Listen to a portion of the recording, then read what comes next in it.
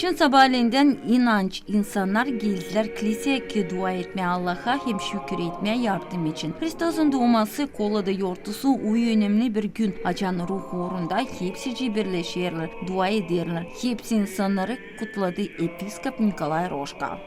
Я желаю всем Ben dua ederim hepsi yaşayanlara Dilsadi Gagauziya'da hepsi inancı kişilere ki İsus Hristos angısı doğdu Vifleem'de ahırcıkta bağışlasın bizim canlarımıza sıcaklık, güneş, sevgiyi Allah'a hem yakın insanlara. Hристos'un doğması adına kilisesi çadır yaşayanları için çok yıl sıra vardı, insanlar için din merkezi olur. Burada her zaman liturgiyalar geçirilirler hem kilise yurtları bakılırlar, söyledi kilise hizmetçisi Sergey Veliksara.